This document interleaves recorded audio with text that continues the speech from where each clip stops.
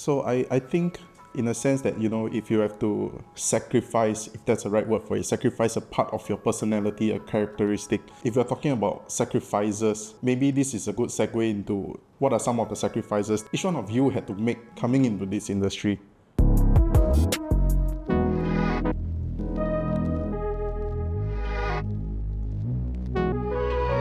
This is Not Your Average Podcast.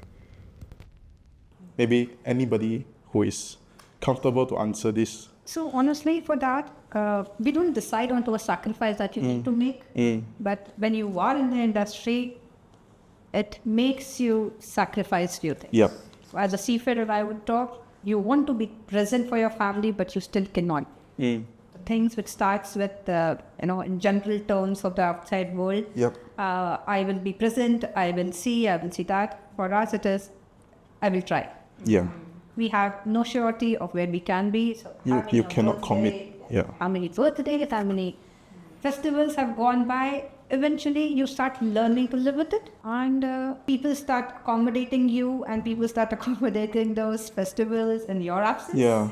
They get adjusted to it. Yeah. And when you are back to your family, you feel like a new place. Yeah. Do I belong over here? Yes. Then you start looking for your host community members. And then you go back to your seafarers' friends. You don't know how to pick up where you left off. Yes. However, when you are on board, you feel that need. So yeah, I do feel that one thing as a seafarer that goes away is this. So how many Hari Rayas have you missed? How many New Years have you missed? Like Capt mentioned, that basically time. Yeah. Birthdays, holidays, we're missing out that. And of course, it is quite sad that we are not there. But that's for career. We're sacrificing more. I think you just signed off, right? So you missed the... Yeah. You could relate to that. Yeah. I think that's a very key part of being a seafarer is not counting the number of times we were there, but the number of times that we weren't, Yeah. So your question was sacrifices. Yes. So I feel, as women in general, we make a lot of sacrifices. Sure. And we had been Yes. discussing this earlier. So I don't know if when I answer this, it is specifically maritime, but I'll try my best to make it more relatable. So maritime, unlike other industries, is notoriously 24/7, right? And it is the kind of industry that when everything goes well, you're doing your job. But if something botches up, then, oh my gosh, I can't use you anymore. You're not dependable, you're not reliable, even though that may not be the case. And so women faced in this situation, including myself, I tend to excuse myself from operationally heavy duties, right? Like for ship operationally heavy duties. Even though, frankly speaking, I feel like I'd be pretty good at that. But I can't do that because I know that the moment I have to attend to something at home, I have 2 small kids. Yeah.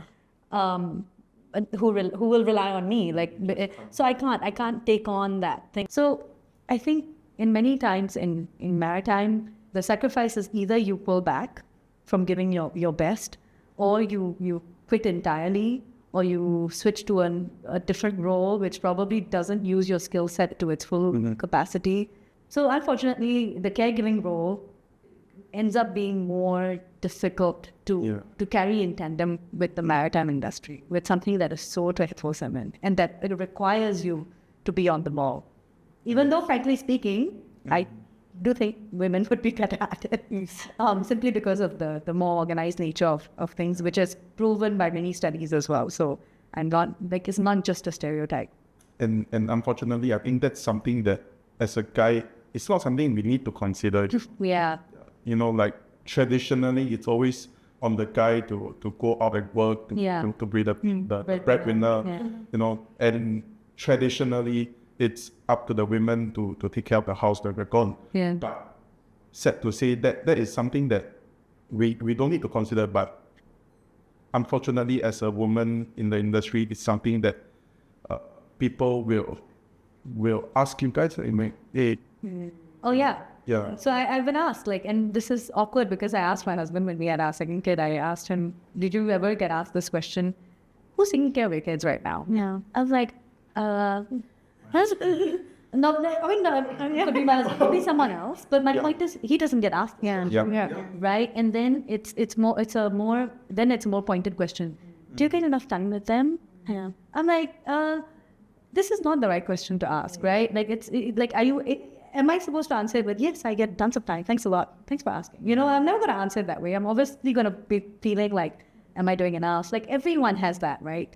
And it's just awkward questions sometimes. It's like, But it's a question laden with judgment, right? So I know we spoke about this earlier. In regards to sacrifice, I'm at the corporate and kind of office level. From throughout my career, I guess the thing I've sacrificed is time. My time is different, like in relation to your time. When you're younger, you give a lot more time to your career, and you think you're going to change the world and everything's going to be better because of me. I've suddenly entered the workplace and the world is going to change. And then as you go along, you realize actually, to what we were saying, you spend far more time with your colleagues, which is great. I've had some great colleagues who have become friends, but you're always late to parties, you're always late to dinners, or I've said no to my mum to things because I have to work from home to do something, or my mental or emotional presence isn't where it's required to be. But I think just pivoting to what you were saying is, I do think the maritime industry for women generally is still quite conservative, probably one of the most conservative industries out there. And even though, we're celebrating a day like today, which is great, and, there are other kind of women's focused days, but the fact that we have to have these days in itself is an indictment on not only the sector we're in, but in general the society we're in. And, when we're asked questions, whether it be about, childcare, or, you're missing this or you're missing that, or you're not married, you don't have children, these questions are laden with judgment, right? And that is not a constructive community to be within, because you're already facing the brick wall before you've even had a chance to see what's on the other side, right? So what we should be encouraging other women to do is creating a community, as like you've said, where we're there to support. There's no judgment. You've made a choice about your lifestyle or your work or your profession. That's fine. That's your choice to make. We are very lucky in 2026 that as women, we can make these choices, right? Generations previously, they can't. So when we look back at our parents and grandparents, we should feel that they are walking with us on paths that they couldn't walk themselves. I always think when I'm sitting at the board table, I am sitting there because my mother couldn't sit there, right? So I am paving the way, but I don't want any questions that come to me with a judgment, because then you are not there to serve the community that we're in and trying to progress that. You're there to hold me back and make me feel bad about the choices I have had to make, or I might not have had to make them, but I've chosen them, and they've worked out great. Celebrate me as the first of this, the first of that. Celebrate me as being, this woman at this table, or celebrate me for this, celebrate me for that. Don't celebrate the things that aren't what I want, because why judge me on that? So I think since you're talking about that now, so is there something that, right now in 2026 versus when you first started out in the industry, was there something that you had to be very careful to speak about or to do something back then versus now you can more openly speak about it, you can commit an action to it, Is there something different then and now? I'll share something. I feel like when I started out, and I would suggest this to everyone in whichever industry you're in, when I started out, it's more about just do the most you can to get as much experience as you can. I always use this analogy, like if someone tells you, do every job with passion, right? Like, so if someone tells you, get me a coffee, you'll be like, yes, sure, can I give you some milk with that? How much milk, how much sugar? Like try your best to be proactive and take initiative, even in the silliest of tasks that you think will not help you in the immediate. So I think in shipping, if you do all of that, as I told you earlier, your small efforts compound to make greater results. So when you do that in the younger years, that is when you probably should not speak up too much about wanting to make change. And it's not because your opinions don't matter, but it's because you have to earn the respect to be able to be taken seriously. So when you do all of that, you earn the respect of people. They may think differently, but they understand that you're hardworking, that you're willing to put your efforts behind what you believe in, and you're consistent, right? So now I can say certain things because I feel I have been given a platform by the same people who saw me work. And so because of that platform, now I can utilize it to try and make change, or try to inspire people, or try to mentor people, whatever I can do in my capacity, I will try to do. But I didn't start off that way. You can't start off. Your words carry weight now. Something like that. And I'm not trying to say it's me. I'm just saying that you have to do that in the beginning few years. So it's not that, I was afraid to talk about this earlier. Of course, it was probably worse like 10 years ago when I started. But the idea is that if I said something at that point, I would not be taken seriously. Correct. But what I'm trying to say is, if you want to make lasting change for more systemic issues, not for immediate issues have to be raised, of course. And now the systems are also better. But I'm saying if you want to make systemic change, right? For instance, if I get called on panels, the first thing I tell the organizer is, now because I have the voice to say it, is, could you please get more women? I can get them for you. I couldn't do that in the first year. What I need is pay your dues. Pay your dues, right? So that when you get to a certain point, you can make systemic changes. I'm not talking about immediate grievances you're facing. For that, I hope you will voice it, and I hope that the company you work for will take you seriously. I hope that's where we are at. But what I'm saying is that if you want to make systemic change, like yourself, like you are so accomplished, all of the ladies here are, and that's why you're here and you're getting to do this, is because you've paid your dues, right? Like, and I'm not saying don't make the voice as a noise. I get it. Yeah. So like, let people take it seriously, right? Like, okay, so you've been through your few years, so maybe what you're saying is reality. Let me look into this. But if you start doing this in first year, second year, they'll be like, why don't you just chill? Yeah. Why don't you see what it's like first? See if you survive here.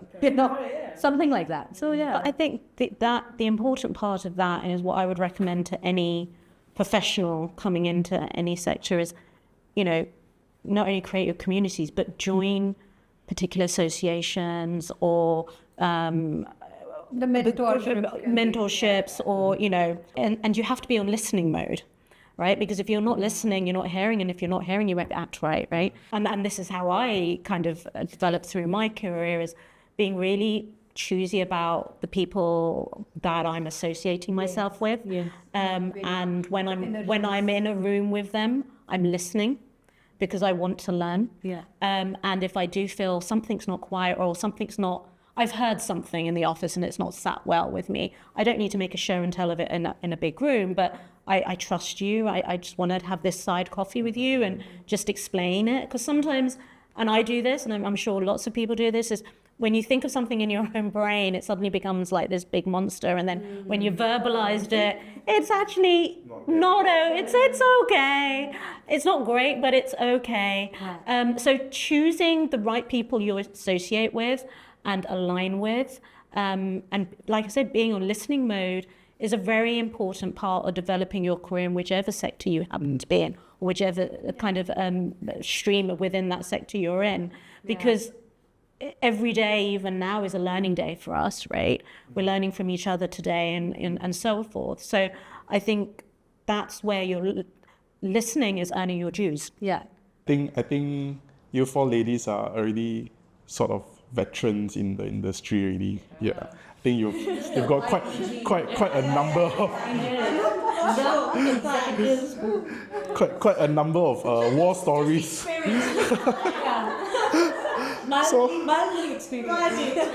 Fair enough. But I mean, with your combined experiences, maybe you can talk about how you would want to give back to the industry, or how do you think your own personal experiences can help the younger generation of ladies, take that first step into the industry, or how can they continue to sustain themselves while being in the maritime industry, from being a seafarer or maybe in the office somewhere, each and every one of you have your own difficulties. So what's something that you can advise them, or what something that you can champion for in this in this sector right now that can help the younger generation come through? I have 3 points. So no, I feel the first thing is that you should try to become part of a community, which is also something we've touched on this. Because I think when you become part of a community, not everyone's experience is the same. But what happens is you end up finding people who may be like-minded, who may have had similar challenges, and then you become more equipped with their knowledge, and then you become more resilient to go through your own challenges. So the first is community. The second is visibility. So many times we doubt ourselves, we have imposter syndrome, but when given an opportunity to come speak or to do things like this, or to place women in certain visible positions, like as I said, on panels and things like such, that at least for me, that's my aspect of my job, because I have not sailed. We should make an effort to make women more visible on stages, in boardrooms, in leadership, because only if you can see someone like you in leadership will you even imagine a path for yourself. Otherwise, you are just forging a new path, which is extremely tiring. Why would I want to do that? I'd just join another industry where it's so clear that women are welcome and they are present, right? Awesome. So, I mean, we do stand on the shoulders of giants. I too have been supported by a lot of women and men as well. So I strongly feel that visibility is important. The third is mentorship. Now, mentorship can be formal, which nowadays we have a lot more programs, but it can also be informal.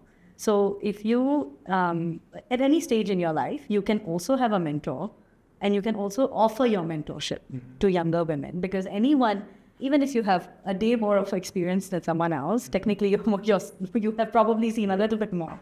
You're a little bit more weathered. And I of course, I don't mean a day, but I mean, even if you've been in the industry from 2 to 5 years, we can still offer a little bit of insight. And our industry is so fragmented, but it is so well knit. As you said, like it's like a close family and all that. But frankly speaking, we are very siloed and fragmented. Yeah. And sometimes navigating this is tough and it's challenging.